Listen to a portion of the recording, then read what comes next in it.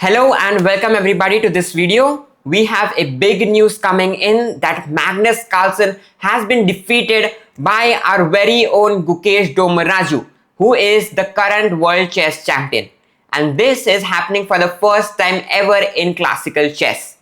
So yes, the tournament is Norway chess. With the white pieces, we have Gukesh Domaraju playing against Magnus Carlsen, and let's see what happened through the entire game. e4, e5, knight f3, knight c6, bishop b5, knight f6 and the move d3. So this is the royal pass opening where we see bishop c5, c3, castles and now the move d6. White goes h3 and now a6. So you can see this is somewhat of a Berlin royal pass and it's different from the normal that people play. In many games we start a6 too early. Bishop comes here and this happens very early. But in this game we see Magnus Carlsen held this move for some time. Bishop a5, a4 and now h6. So both the players have played h3, h6 so that the bishop or the knights cannot come to these squares. And now we see a rook to e1. So rook to e1 is always played with the idea of pushing the pawn in the center. Because whenever we push this pawn remains undefended and the knight could attack it. So hence we play the move rook to e1. Now we see b5, bishop c2 and now we see bishop to b6. So whenever white plays this, there is not a tempo attacking this bishop and hence the bishop went behind to b6. Also now you can see the bishop on c2 is very nice because whenever we push this, we can also place a queen to d3 and this bishop and queen battery over the diagonal will be very good. Now we see knight to d2, the last piece we take it into the action and knight e7. Now we see a4, rook to b8. So a4 the idea was to take this and the pawn is pinned because the rook will capture the rook and hence black took out the rook from that file and placed it on b8. And now striking in with the center, we see d4 and not taking it, we see knight g6. So the knight comes and sits here and similarly white plays the move knight f1 with the idea of putting this knight here and keeping somewhat defense on this pawn. Because if you move on to the end of the game, the entire game revolves over the central pawns which sits here. Okay. So now we see the move c5 attacking the center from the flank with the c pawn. Now we see knight g3, takes and takes. So the bishop comes and takes the a4 pawn and sits there, lovely. Bishop comes to b7 and we play the move d5. So you can see here the pawns here on the light square are blockading this bishop on b7. So this bishop is very bad. Also this dark square bishop is very good for black. But we are soon going to play bishop to e3 and exchanging it. So white has a very good positional advantage here with a good bishop against a bad bishop. But you will see later what Magnus does to make it a good bishop. So after we play a5, I'll tell you afterwards that why he played a5. Bishop e3 to exchange the bishops. Bishop goes back to c8 because Magnus is trying something here that you will see later. Also you can see Magnus realized b7 the bishop is not very good. So just move it to a good diagonal. Also if you want to exchange the light square bishop, you can put it on d7. Then we see b3, takes, rook takes and now we see knight sits on f4. This knight gets a lovely outpost in the white's campus and similarly white sits on c6. White also takes this outpost with the bishop. Now we see rook coming in. Rook comes to b4. Putting pressure on this pawn. We have two attackers right now and white has two defenders. So there's nothing to worry right now. But here white played a bad move, that is queen to c2. Because there are many threats that white had to handle.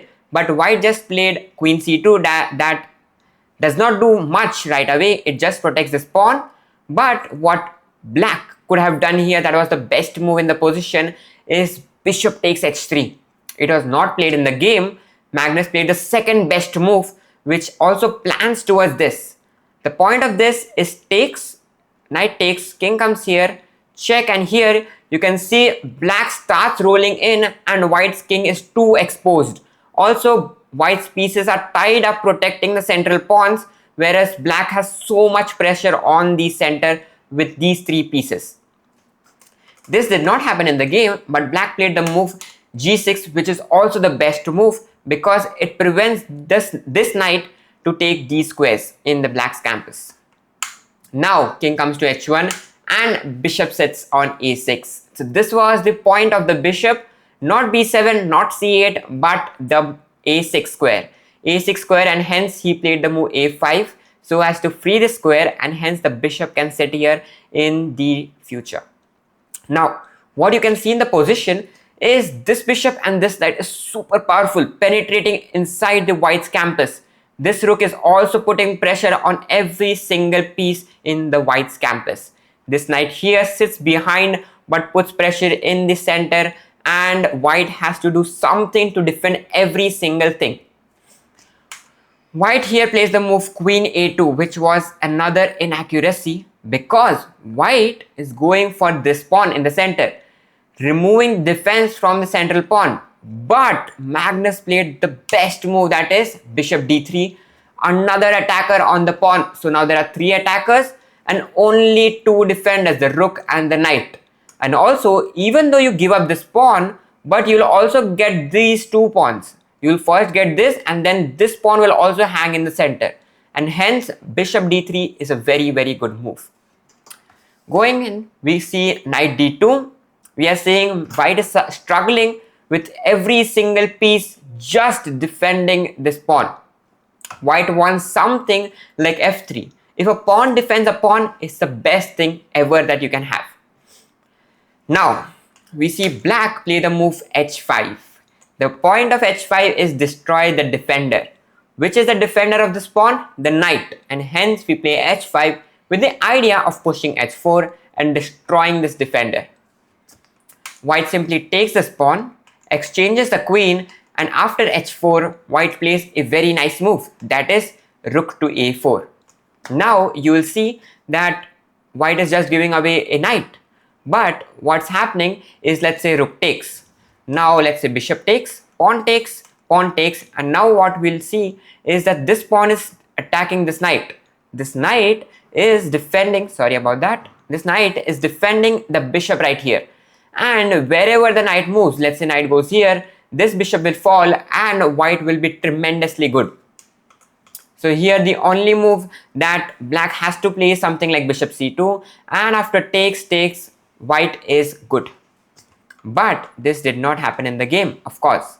Black here played the best move, that is rook f to b8. And now here white played rook to a2, coming behind. And the best move, king g7. Can you imagine? This is the best move and black played it. The point is, black wants to somehow bring in both the rooks to attack this. How can it happen? Put the rook here and put another rook here. So now, so that white cannot come inside with a check. Prior to bringing the rooks here, black just moved the king here to g7. So there is no checks on a8. Okay, so here white played the move rook to a7. Rook comes here to d4, executing the plan. And now knight comes to f3. Here black is completely winning with -4 advantage. The best move here is to take the knight, which was done in the game. Takes, and now here black played an inaccuracy, that is knight takes the pawn. Black thought that this knight is going correct, so let me take the pawn first. But the best move here was bishop takes pawn.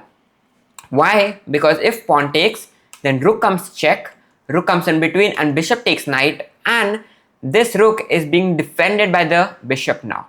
And after takes, and here let's say pawn takes, then also d takes, and black is doing very, very good with a -2 advantage. But here, despite of all these, black played the move knight takes h3. Pawn takes, bishop takes, and now king to h2. Here also black is completely winning, but he played the move rook d1. And after something like this, white got some position that he could hold. You can see these pawns are super solid going inside. The knight is going to pounce in, and the rook defends all the checks coming from the second rank. Now we see knight to f4, rook is attacked, rook c2, king comes in, another pawn push, h4, king goes here and check. So the knight is also inside the game, it is attacking the pawn, we can take it right away, but white started with a check, rook a5, king comes here, check, and now knight comes and sits on the f2 square.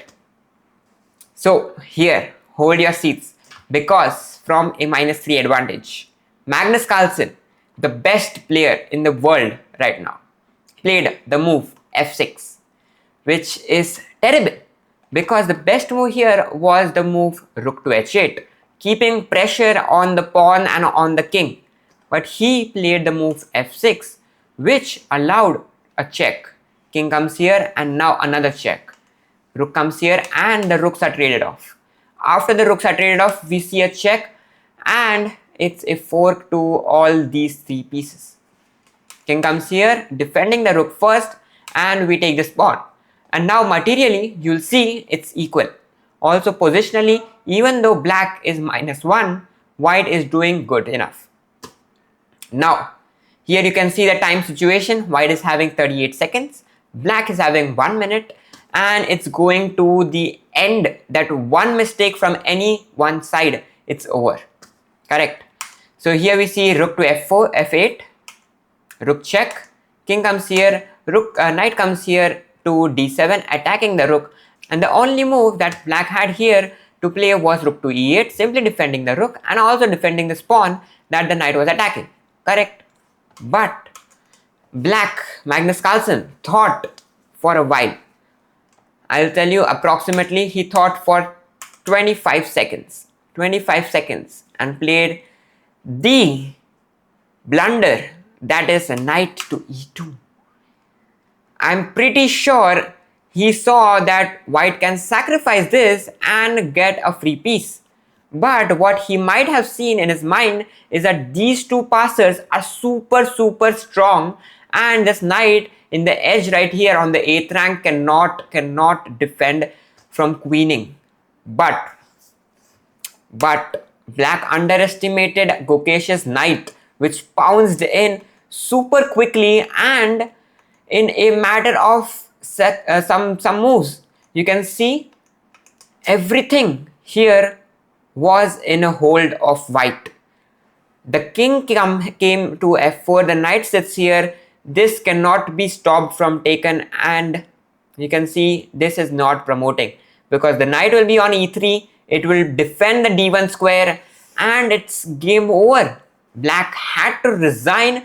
Magnus Carlsen was so frustrated because let me take you at some point here, knight to f3, black was -4, and he continued to have advantage till like 5-7 moves, just that 5-7 moves, no, 10 moves, and just the f6 move was a mistake, and then the last move, that was knight e2 check, that was a terrible blunder.